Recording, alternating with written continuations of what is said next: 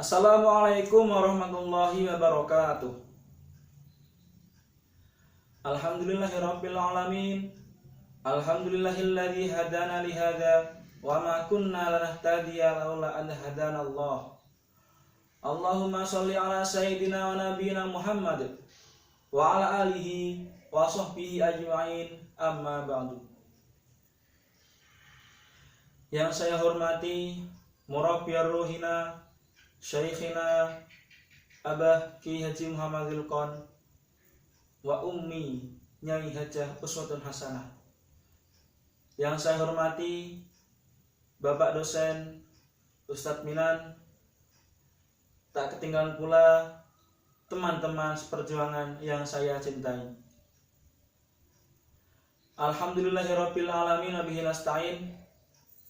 Segala puji bagi Allah Subhanahu wa taala yang telah melimpahkan rahmatnya kepada kita, sehingga di bulan penuh suci ini, bulan Ramadan, kita semua dapat menjalankan ibadah-ibadah dengan lancar. Masih bisa merasakan kenikmatan ibadah berpuasa, kenikmatan ibadah tarawih, dan ibadah-ibadah lain di bulan Ramadan. Tak ketinggalan selawat juga salam semoga tetap tercurahkan kepada baginda Nabi Agung Muhammad sallallahu alaihi wasallam. Allahumma sholli ala sayyidina Muhammad. Semoga dengan selawat kita semua dapat senantiasa menjadi umat beliau, sehingga kelak dapat berkumpul bersama beliau di surga. Amin amin ya rabbal alamin. Para hadirin, pemirsa yang menonton video ini, kita sebagai umat manusia patutnya bersyukur kepada Allah Subhanahu wa taala karena merupakan umat yang paling bagus, umat yang paling baik. Sebab kita Bani Adam atau anak turunnya Nabi Adam, manusia, menjadi khalifah di bumi. Kita sebagai manusia menjadi tangan kanan dari Allah Subhanahu wa taala untuk mengatur bumi dan seisinya.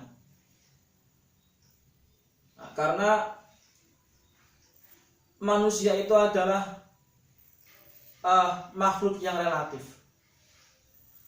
Jadi kalau saya perbandingan itu, misal di atasnya itu ada malaikat, kemudian di tengahnya itu manusia, dan di bawah itu setan dan iblis, itu derajatnya gitu. Yang paling bawah setan dan iblis, kemudian tengah-tengah manusia, dan di atasnya itu malaikat. Akan tetapi manusia di tengah-tengah ini bisa mengungguli derajatnya malaikat, juga bisa lebih rendah daripada derajatnya iblis dan setan. Kenapa? Karena dengan keikhlasan manusia ketika beramal, dengan akal budi pekerti, dengan nafsu yang dimiliki manusia, dengan Allah memberikan rasa al-milal atau bosan di diri manusia, kok bisa ibadah dengan ikhlas, bisa menjalankan ibadah dengan ikhlas kepada Allah Subhanahu wa taala, maka itu derajatnya sangat tinggi di sisi Allah, melebihi malaikat. Kenapa manusia bisa rendah daripada jin, daripada iblis, daripada setan? Karena manusia ketika melakukan maksiat itu bahkan banyak manusia-manusia yang musyrik atau menyekutukan Allah. Karena dosa syirik itu lebih besar daripada dosanya jin, daripada dosanya iblis, dan daripada dosanya setan. Karena iblis dan setan itu dosanya hanya satu, yaitu sombong kepada Nabi Adam, gengsi. Nah, ketika Allah menciptakan Nabi Adam, disuruh para makhluk yang lain itu untuk sujud. Akan tetapi iblis enggan sujud dengan Nabi Adam. Kenapa? Ya pastinya gengsi. Iblis itu kan merasa lebih baik. Ini khairum minhu, saya lebih baik darinya. Masa saya harus sujud kepada Nabi Adam? Saya lebih dahulu darinya. Saya lebih dulu menghuni surga daripada Adam. Kenapa saya harus sujud sama Nabi Adam? Jadi gitu. Nah, itu hanya dosa iblis, itu hanya sombong, tidak mau sujud dengan Nabi Adam. Kemudian Allah melaknatnya diturunkan ke bumi dan nanti akan disiksa di neraka.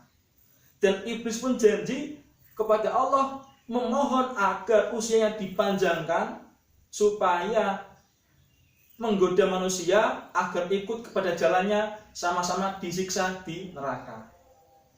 Nah, iblis tak pernah menyekutukan Allah karena percaya Allah itu ada.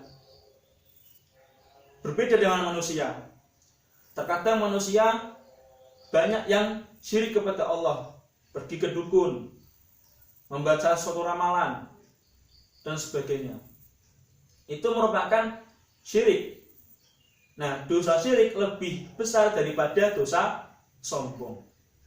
Nah, maka dari itu, mari kita perbaiki amal kita di bulan suci Ramadan ini dengan kebaikan-kebaikan sehingga kita dapat lebih mendekatkan diri kepada Allah Subhanahu wa taala.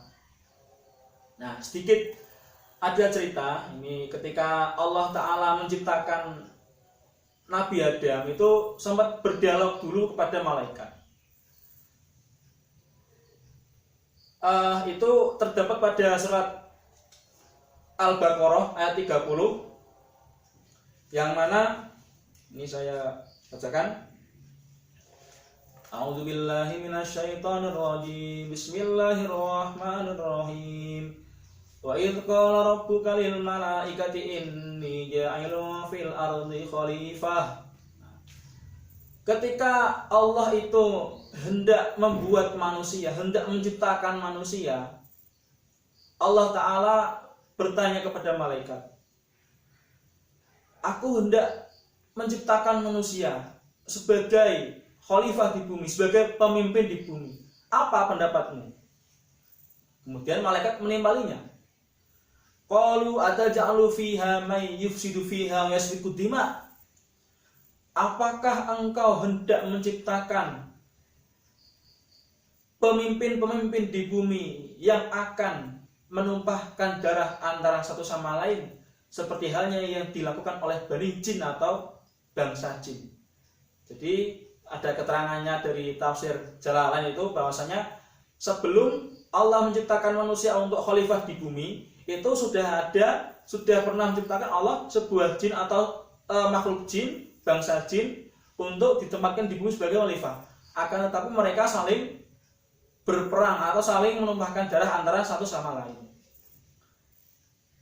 Nah, jadi malaikat merasa tidak terima karena mengapa bukan dirinya yang dipilih Allah untuk menjadi khalifah di bumi, malah Allah memilih Nabi Adam, makhluk baru yang akan dijadikan khalifah di bumi.